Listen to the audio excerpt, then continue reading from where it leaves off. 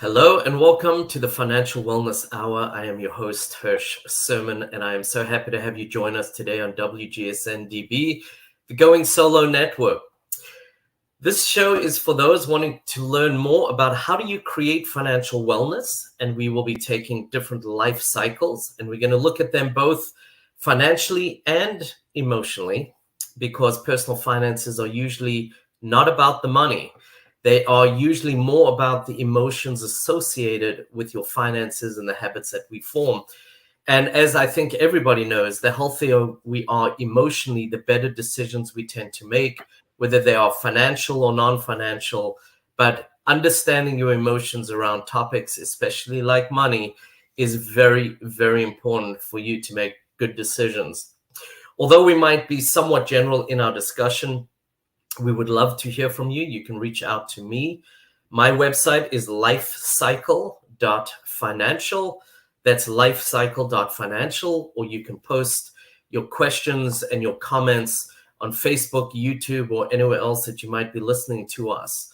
And talking about questions, I often ask my questions, whether it's on the tax preparation side, the coaching side. How much did you earn last year? It's a reasonable question for a financial coach, right? The one that they do not expect is the follow-up that says, well, how much did you spend last year? The earning one, they know. That's an easy one for them. They don't always know how much they spent. And as everybody knows, it's easier to spend $1 than to earn $1, right? The problem is we generally do not track how our spending grows as our income grows, and we form habits, and we're not even aware of them sometimes. So sometimes getting back on track is something that somebody needs. And quite honestly, it's a little easier than you would think. So where do you start? That's probably the question you're asking. Right here today on this show, on this episode. Joining me today is Tony Steuer, who is a CLU and LA CPFFE. It's a lot of designations, but I can tell you he's more than the letters behind his name. He's an award-winning author, a podcast host, financial wellness advocate, and has his own mission on creating financial literacy for people, which I think is so important. And unfortunately, not very well taught in the school systems or anywhere else. He does have a structured program to help people get back on track, which we will talk about, and it's so desperately needed. I'm so happy to have you here. I think especially in these inflationary times, in what's going on, I think sometimes with some of this uncertainty, I do think this is such an important topic, more relevant today than ever, maybe. Tony, welcome to the show. Happy to have you. Hirsch, glad to be here today. Thanks for having me on the show. Absolutely. And, before we kind of dive in, I think sometimes our backgrounds speak louder than anything else. What did we experience, or what do we see that, kind of helps people understand the passion behind what we do? I'm going to ask, can you touch a little bit on your background so people really understand kind of how your mission formed a little bit, if you can? Sure. So quite a few years ago, I started out in insurance sales, and I quickly realized that people didn't understand the insurance policies they were buying. So I became a life and disability insurance analyst. The LA, which is a special license in the state of California, which allows you to charge a fee for consulting on life insurance and disability insurance policies. And then over the course of the next 30 years, I spent a lot of time consulting predominantly for wealth managers, financial planners, CPAs, trust officers, and doing some litigation consulting, as well as I spent some time as a volunteer with the California Department of Insurance in their licensing and education oversight. And one of the trends that I noticed was, again, nobody understood the insurance policies that they were buying. Nobody understood the insurance policies that they were selling. And even the regulators sometimes struggled to understand what they were supposed to be regulating because the policies had become so complex. And so, I started doing some writing. I wrote my first book. And then, it just really, the mission of helping people to understand their insurance policies became my primary mission. And then over time, I discovered the financial literacy community and the fact that, it goes beyond insurance is that people just don't understand how the various pieces of their financial life fit together. So that's where my new mission came in, changing the way we think about money, is because I think you have to think about money as a whole before you get into the separate parts like insurance. I think that's indicative of a much larger issue when it comes to what people are doing with their finances. And I think we're actually going to get into that. I do have some questions in my mind that will draw some of that out. But, before we get into that, before we get into the habits and how do we change them, and, how important it is to be deliberate in managing our finances, all things we're going to cover in a short period of time. I did want to ask your thoughts about some of the things you've seen over the years. Like, what are some of the unhealthy habits that you've seen people form? And I think maybe identifying them or highlighting some might have people who are listening to the show be able to relate better to some of the things that we're going to speak about, because I don't think they've even thought if it's a healthy or unhealthy habit. So what are some of the things that people have formed in that respect? Well, I think one of the things is not thinking about your goals first. Is people are so driven by whether or not they should purchase a financial product. And that's really the wrong question. Is, if we go, for example, to the doctor and, we say, hey, my knee hurts. The doctor's going to say, okay, well, here's what we can do for your knee. We don't go to the doctor and say, hey, I need eye surgery. And the doctor says, well, why do you need eye surgery? Well, my knee hurts. And, Right. That doesn't make any sense, but that's how the financial services community often works. And Bitcoin was a perfect example. I love picking on Bitcoin. Everybody's like, hey, should I buy Bitcoin or not? And that's not the right question. The question should be is like, well, is Bitcoin going to help you achieve your financial goals? Does it fit in to the rest of your financial life? So I think that's the thing, is we have to turn that on its head and start thinking about, what are the challenges we're trying to solve? And then is this the right tool to help us achieve that challenge? Right. And I love that one, because if somebody says to you, and I've had the question as well, is Bitcoin a good investment? Well, in 2022 or 2020, right? I mean, the one, it tripled, and the other one, it lost 70% of its, of its value. So I do think, I think part of this comes to the lack of education. We don't see it in our homes in general. My parents, as wonderful as they were and taught me a lot of other things, they never really sat down and said, this is how you manage your finances. It's not taught in schools.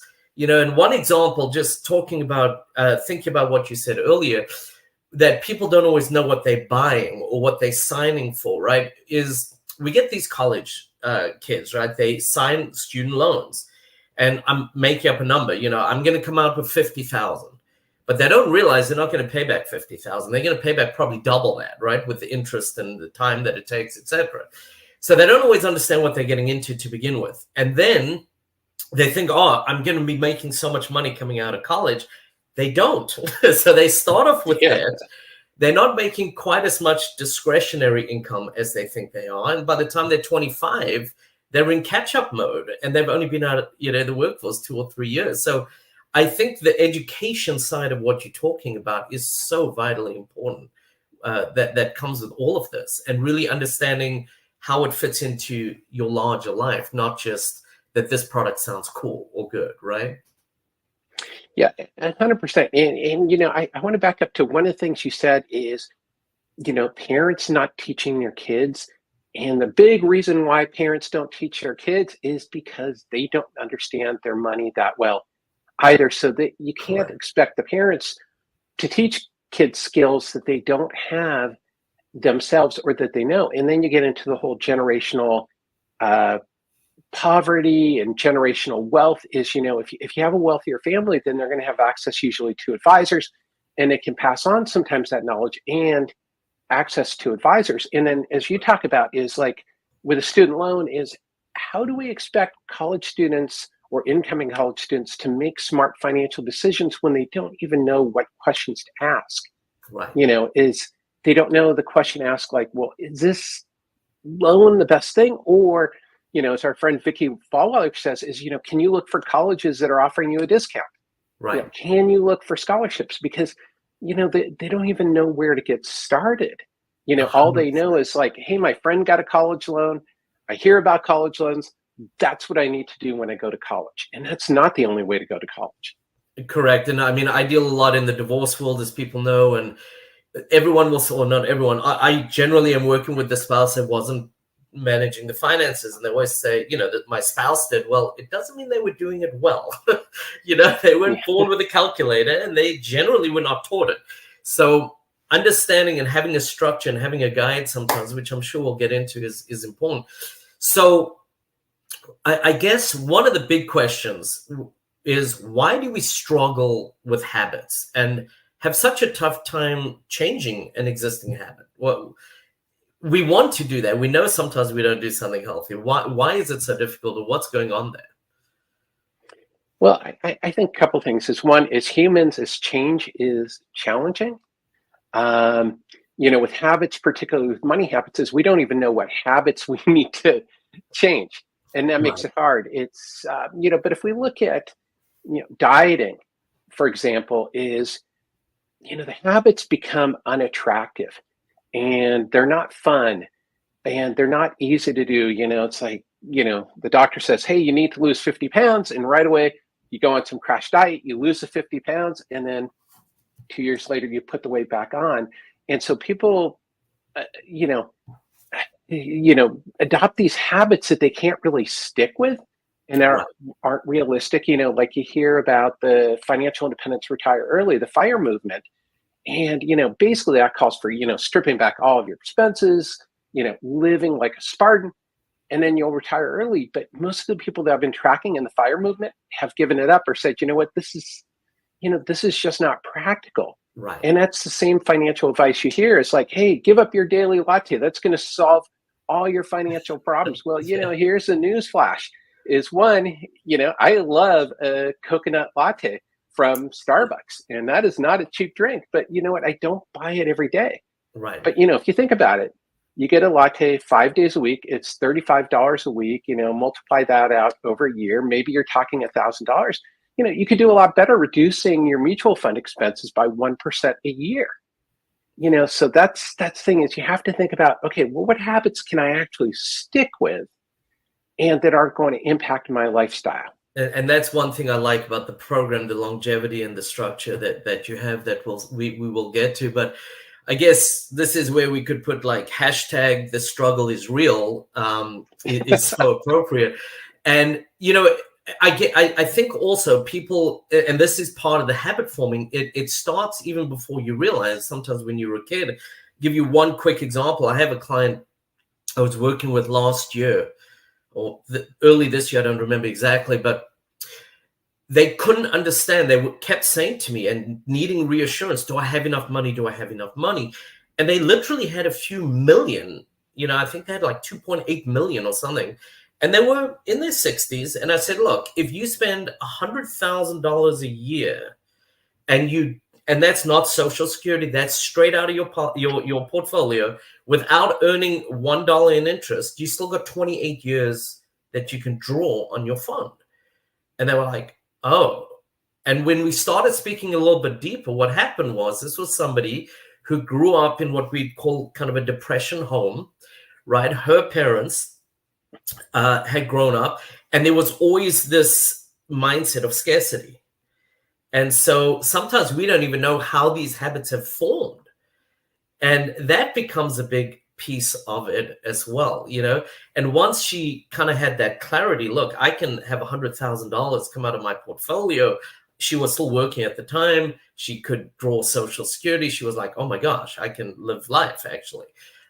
So I think really, again, it comes to education and beyond, where it really, we need to understand the full picture and why we've got to where we've got, if that makes sense as well. Yeah, 100%. So I guess kind of like we said, people are resistant to change. They don't always do well with change. You can't teach an old dog new tricks, I think is the phrase people say. So what, I'm not quite sure if this is the right word, but what is an easy way to create new habits? And in general, we'll kind of dive in on the financial side afterwards. But in general, what are the benefits related to changing a habit? The first part of the question is about habits, is having an idea of what habits you actually want to change. We're told to do all these things in the financial world. It's like, go out there and get your emergency fund, go out there and save more money for retirement. But, those are just, aspirational goals, but they're not habits that are going to get you there. So, it's the first part, is thinking about, okay, what habits can I actually change? And then reviewing the habits and thinking about, like, okay, is this a habit that I'm comfortable with changing? Like we talked about with the daily coffee, Right? Is I don't want to give up my daily coffee. That's something I enjoy. So I'd rather, maybe not have an extra $10,000 when I retire, because I'm enjoying my daily latte. Right. So For 40 years, I can enjoy that. yeah, exactly. Now it's going to come out to more after 40 years, but the principle is, like, is Right. that a habit that you can live with? And then once you decide whether that habit is something that you can live with, then you can adopt that habit. Again, it goes back to dieting. If you're told that you're going to give up desserts forever, Right. that's great. You'll probably lose weight and keep off your weight, but are you going to enjoy it? Or are you going to be sneaking that cheesecake at midnight out of the refrigerator? Probably, because it's not a habit you really want to stick with and you're not invested in. So that's the big thing. You have to invest in habits. I think that's huge. I think it also applies a little bit to what stage of life you're in, right? Because what serves somebody well and what they do in their 20s may be very different to, in their 30s or 40s, when they've now got kids and they didn't have kids before. And, I'm not going to go out every week with my friends because, hey, I do need money elsewhere, right? And I think you know this already, but I do budgets differently. I don't just say how much comes in, how much goes out, and kind of what's, prayer for the bottom line. But I actually separate your essential spend and we do that first, and then your discretionary or that non-essential spend. And people are like, oh, you're just going to tell me to cut that all out, right? And I'm like, no, because to your point, that's not sustainable. You could do it for a month, 3 months, whatever it might be, but then they're going to start creeping back in. Really making an educated decision. These are discretionary spend items that I just can't get rid of. I need them in my life. These are ones I can scale back on. These are ones I don't know why I ever started, right? Being able to do that. And to your point, whether it's starting a new habit that you never had before, changing one, I think becomes very empowering for somebody as well. Something for them to really think about and to be able to say, wow, I've never managed my money before, and I'm 45, let's say somebody going through a divorce, whatever it is, but I'm getting this. Like, what else can I do, right? It becomes, it drives them a little bit, I think, in a way that maybe was fear and now is success and empowering and being proud of themselves. So I think there's a lot that happens there with people. Yeah, 100%. And, I created the Get Ready habits. There are 8 habits that if you adopt them, you can adopt them at any phase of your life, any age, any stage, because that's the big thing too in the financial world, is we're not prepared for changes in your life. Like you talked about spending in retirement, that's a huge problem. People, can't make that shift from accumulating, because you're taught for 40 years, I haven't saved enough money for retirement. You got to save enough for retirement. You're only 98% assured of a successful retirement. You need to save more. And then people are like, okay, now you want me to spend money? I don't know how to do that, and I'm not prepared. So, the Get Ready habits are designed to, help people at any phase of their life, because it's more your approach to money. And as you put it, the whole goal is to empower people to be in charge of their money and take control of their money, because that's where it's at. It comes back to the adage is, if you give a man a fish, you feed him for a day. If you teach a man how to fish, you feed him for life. And that's what I'm trying to do, is to teach people how to feed themselves for life. And quite honestly, that's so important. I think most people want to be contributors, not consumers. And so the more that they can learn and the earlier they can learn, I think sometimes people also have that, I don't want to call it a misconception, but error, is they think, I'm 30. I'll wait till I'm 40. That 10-year difference can make an enormous, enormous difference. I remember when my kids were in high school, I was putting a program together, and I sat them down. I said, I want to show you something. And I said, if you 20 through 29 and you put $3,000 in an IRA and you never put away again until you're 65, person one. Person two says, I'm going to party through my 20s. I'll start at 30, but I'll just put $3,000 away for the rest of my life till I'm 60. Who has more at 65? And the numbers were pretty darn close, but you got to think person two put 3 times the amount of money away. And by the time they put their first dollar away, person one has 30,000 plus the growth. That's a lot of catch up. Then being able to think, what happens if I put the two together? Maybe I don't put quite as much away in my 20s, and then I bump it up when I'm 30, right? What could you accomplish? And again, it's not trying to save for 20 years so that you can retire for 20 years, because that's probably impossible for most. So these are the kind of things. Sometimes it's simple habits like that that you start to learn when you're younger, that become so vitally important. And if you get confidence in that, imagine being able to share that with your children. As you were talking about generational, we do pass things generationally. This could be generational wealth versus generational insecurity of not knowing, things like that. I would love to hear your response. We do have to take a break, so don't forget one if you have. When we come back, we'll recap what we've spoken about a little bit. There's already a lot. But Tony, before we go to break, what is a good way that people can get in touch with you and learn a little bit more about what you do in your program and things like that? Well, through my website, which Hirsch has posted, www.tonysteuer.com, or reach out to me on LinkedIn.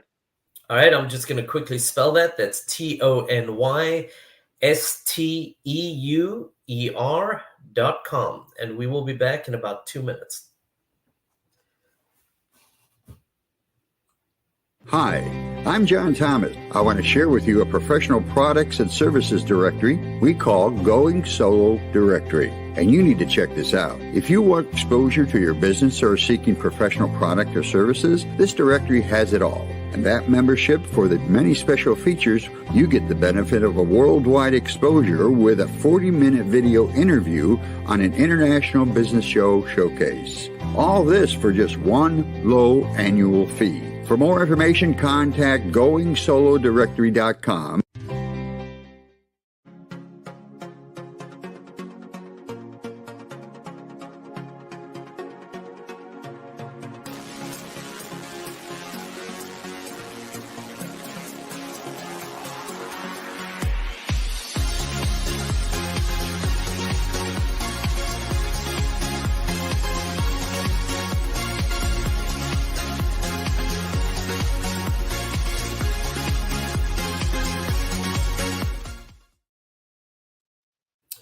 Hello, and welcome back to the Financial Wellness Hour. I am Hirsch Serman, your host.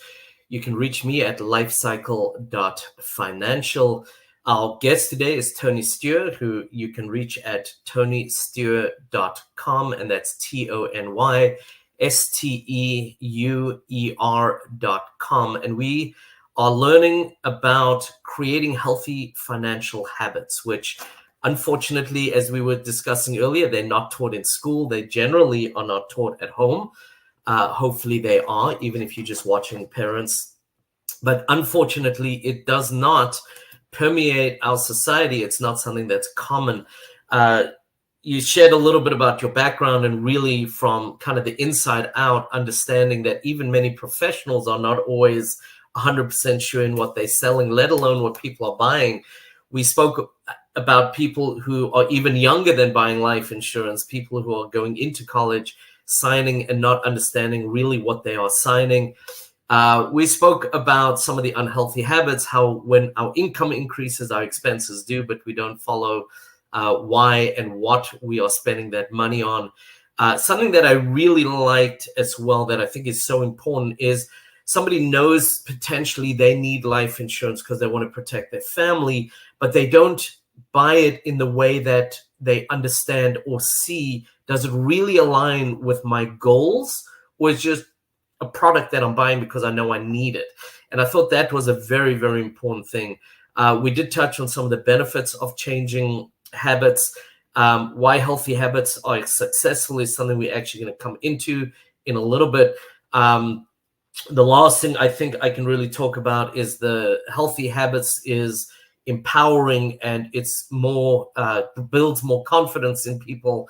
And I think when it comes to breaking habits, we said, hashtag the struggle is real. We do get ingrained in what we do, and understanding and I think motivating ourselves to change is a big one as well. So a lot of things we covered. I don't know if you want to add anything to that, or if you want to just dive into some of the other discussion that we're going to have. Let me know which one you prefer if you have any follow-up thoughts quickly. I think the big thing, and this gets back to what you were saying right before the break, is to think about balance. You were talking about either, putting money aside, I think from 20 to 25 and, a bigger time period later on. But you also mentioned a balance, doing a little bit of each. And I think so often in the financial world is we tell people, it's a binary choice. You have to do this or you have to do that. And we don't help them find a middle ground that everybody feels good about. And I think that's important, is to seek balance. That's very important. That is very, very important, because I think sometimes, and not just with money, but if we are always doing one thing and we know we want something else in our life, we kind of become resentful as well. And that can, throw people off. And I've had clients that say to me, they do fantastically well for 6 months, and then they kind of go on a binge spending trip and they ruin it all. And I think this is probably a big piece of it, right? They don't have that balance. I think that's important. And we touched a little bit on the benefits of changing a habit. Let's hone in a little bit deeper on why are healthy habits important for financial success? How do those drive financial success in the long term, really? Because these are not short-term things that we're talking about. We really are talking about, how do I create a life with these healthy habits to be able to be successful financially? Well, healthy habits, are just habits that are positive for you. Again, talking about diets, healthy habits are, moderating your desserts, getting enough exercise. Healthy financial habits are things like we talked about much earlier in the show, is thinking about your goals first rather than products second. So, that's a G in get ready, goals defined. E is for educate yourself, thinking about, what do I need to know? And, to your point about student loans is, okay, well, how do I educate myself? How do I know what questions to ask? How do I evaluate my options? Which is another get ready habit, is to always go through your options. Is it just this?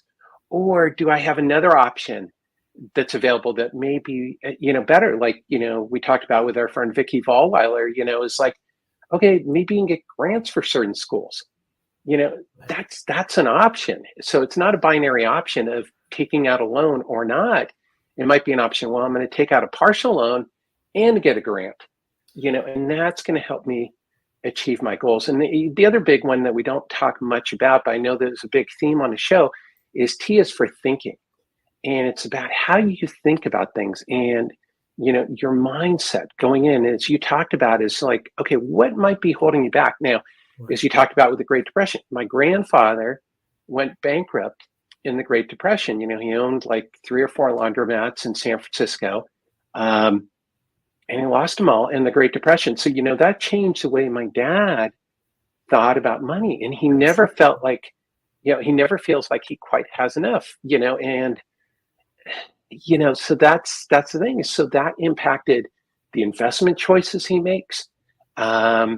It's impacted me and how I think about investments, because, I'm not that far removed, where it's impacted my mindset. So it tends to make me more conservative with how I invest my money. And like, to your point, it's like, I think my wife and I are going to be set in retirement, but there's always that fear, because I know my grandfather went bankrupt, so it's like, and he had thriving businesses. So, so I think thinking is so critical. And understanding your mindset. I agree with that. And thinking also, it's not a set and forget, right? Like some people say, oh, I've got a financial plan. Have you reevaluated that? Are you thinking for this stage of life? Does it change when you have 1 kid, 3 kids, or you've just paid off college, or you've just paid off your house, or whatever it might be? These are things that you've constantly got to come back to as well. I just want to do 2 quick shameless plugs, I guess. One is, you've mentioned Vicky a couple times. Vicky's been on the show. She helps people evaluate colleges and get a good plan, but she also helps them tremendously on the financial side of it, and in the financial aid and appealing financial aid. She was actually on my show a couple of weeks ago. You can see that show, especially this year. It's a big one because they changed the FAFSA and the whole process has changed right now. So you can find that on lifecycle.financial. You'll see it on the Financial Wellness Show. The other one is, we've spoken a lot about kind of kids and student loans and things like that. For people going into the workforce, whether it's graduating college or not, I do want to just throw out, there is, right now it's free on my website, lifecycle.financial. Click on the Financial Wellness Academy, and there's a program, take you about an hour, 15, hour and a half. Talks a lot about re-entering the workforce, but there is a module on student loans as well. So just some helpful places to get some more information on some of the things that we've been speaking about. And I think, as kind of to your point, the majority of people, their financial success does not happen by chance or by luck, right? It's being focused. And that approach, I think, is very important. So what I'd love to do is, we've gone through the get. I want to look at the ready, understand a little bit about those. And then afterwards, what I'd like to do is talk a little bit about the kind of structure of that program. But let's go through the ready. We've gone through the get. Let's go through the ready on those habits. And then we can go a little bit more into kind of why the duration of these habits and forming them is so important as well. Yeah, well, a couple of the letters we've already talked about. We've talked about details, focusing on the details. And that's the word that I use, exactly what you use, is focus, is spend time, understand the details. If any of you are college basketball fans and remember John Wooden, that was his big phrase. It's the little details that matter. And he was one of the winningest college basketball coaches ever. But, that's the, so like I play basketball. And so it's the little things, is, like your footwork. If you watch Steph Curry, if you're a basketball fan and you watch Steph Curry, his movement is beautiful. He's all over the court. He's always moving. And that's the key, is, it's the details that make somebody like Steph Curry great. And those are the details that can help you with your financial life if you focus on those details. Expenses are a big thing. We talked about saving expenses on your mutual fund. The other thing I urge people to do is think about the true cost of a purchase. So, for example, if you're buying a new car, the purchase price of the new car is not just how much you pay for the car itself. Right. The purchase price is, your insurance. Your purchase price is if you need garage space for your car. It's, the maintenance. If you buy a more expensive car, the maintenance is probably going to be more expensive. The insurance is going to be more expensive. So, that's your total true cost. So, you may be looking at it. Well, I don't think you can get a car for $25,000 anymore. but if you could find a $25,000 car, you're probably going to be paying $35,000 for it. Over the long term. So, that's that. The other thing is why, and we're going to get into that, is why is for yearly review. Nothing is set it and forget it. That's one of the biggest things in the financial community that bugs me. That's my pet peeve, is, especially I saw that with insurance policies, but then I saw it across the board. Everybody goes in, sometimes they go see a financial planner once, they get their portfolio set up, they go in their 401k, they're 35 years old, they sign up for their 401k. 15 years later, they go back at age 50 and say, oh, I haven't reallocated my 401k investments in 15 years. Right. That's a little bit of a challenge. You could optimize your 401k assets by going back and reviewing them every so often. So I think that's a huge thing, is the yearly review. And that's why I created the financial calendar. And I do want to get to that, but one of the things that you've just said, I think is so important, because I've seen this as well. I mean, I've seen people that literally, as you said, the number you threw out is 15 years. That's not uncommon. I just want to kind of point out the chances are you're not really going to have enough money until, let's say, 30. Hopefully you will before, but let's say 30 till you work with a financial advisor in depth, right?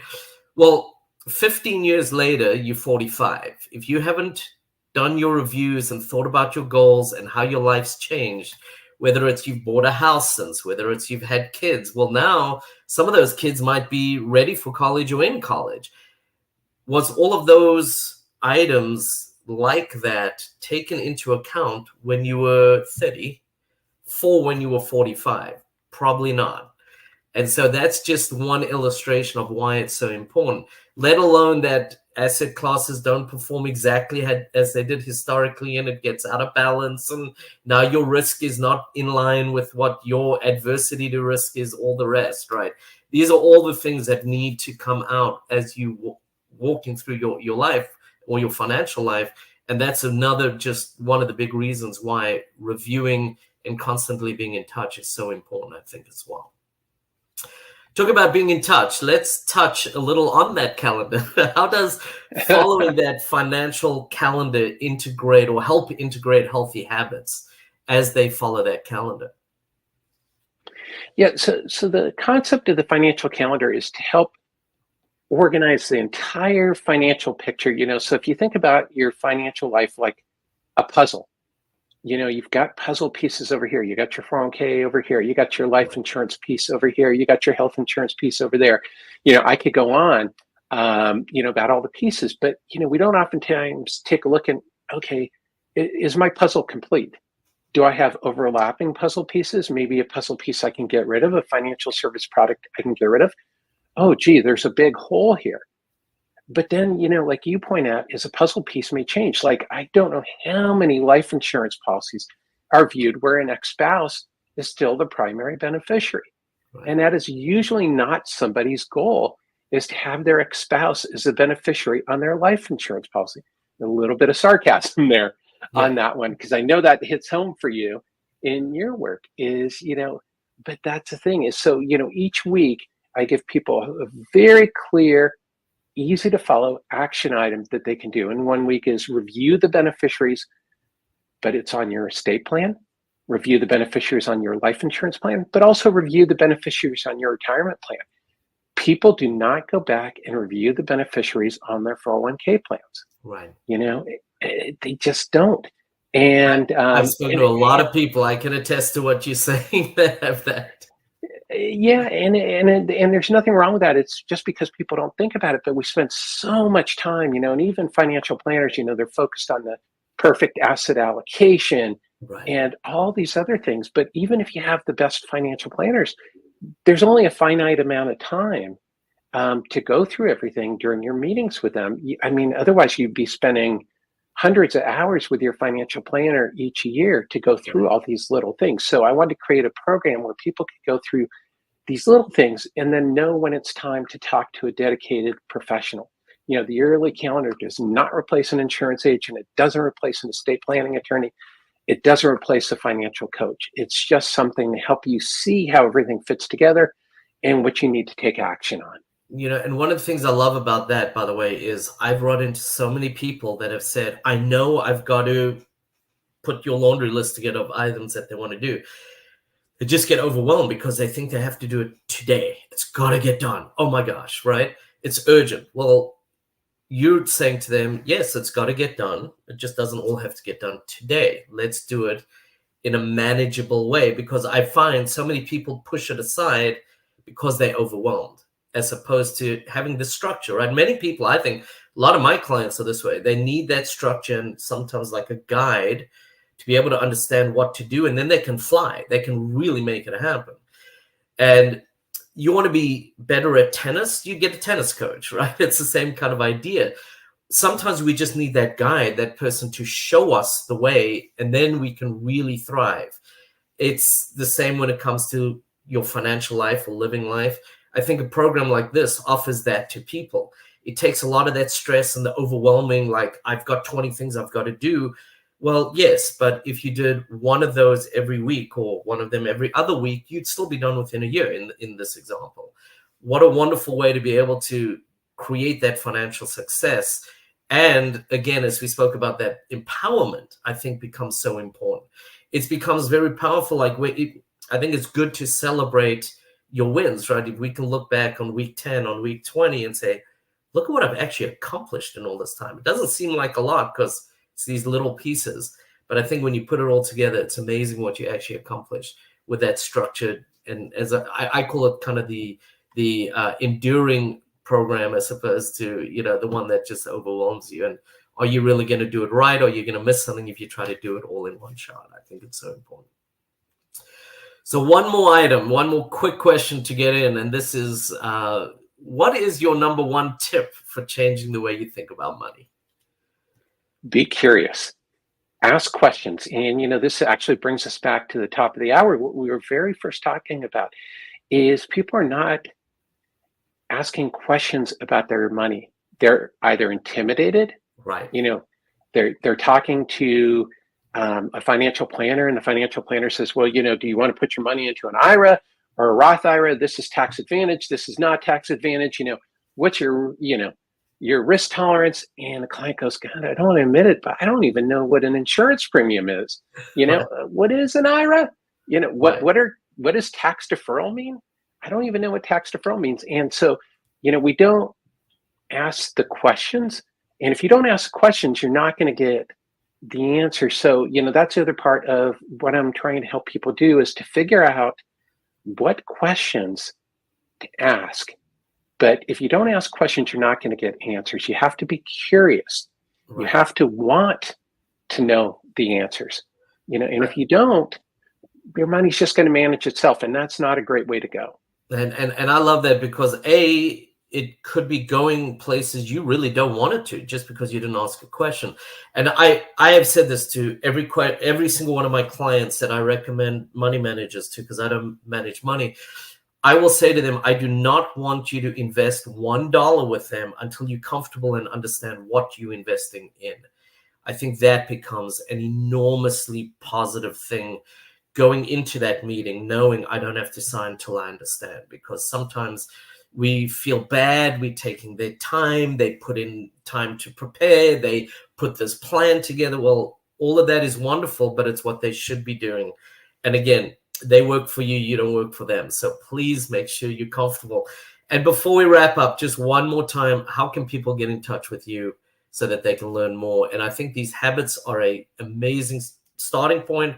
And then going into a calendar of the small but positive steps to move forward really can change somebody's financial life. So I encourage people to go to your website, and if you can share a little bit quickly how they can get in touch with you should they want to connect more. Yeah, well, you can sign up for free at www.tonysteuer.com. It's called Join the Get Ready Movement. My weekly newsletter has that weekly action item, and after the first year, it repeats. So if you miss something the first year, that's okay. But it also helps you review it. And you can also find me on LinkedIn, Tony Steuer, that's Steuer. And if you can't remember how to spell it, just look for Hirsch on LinkedIn. We're connected, so you can find me that way. And I encourage people to do it. It sounds like a lot that there's a year, but when you chunk it up small pieces, it makes it so much easier. And sometimes you actually want to do more than you're going to get. You want to get 2 emails a week just to get started or just to get moving forward. But I do encourage people, please go to Tony's website. And Tony, I appreciate it. I think this, as I said at the beginning, is such an important topic, especially with where our financial world is today, and prices have gone up and all the rest. I think people really need to take control, and it starts with your goals and your education, I think, is your best starting point, which is the beginning of your Get Ready program. So I think it's a good place. I am Hirsch Serman, your host for the Financial Wellness Hour. Please reach out to me through my website, lifecycle.financial. That is lifecycle.financial. You can always reach me through there asking for Tony as well. If you need to get in touch with him, I have his contact info, obviously. And thank you again, Tony. Thank you, CC Schatz, our producer for the show, making everything happen to make it easy. Everybody have a great week. I will not be on next week, So have a great Thanksgiving if you're in the US, and hopefully you have a wonderful time in between.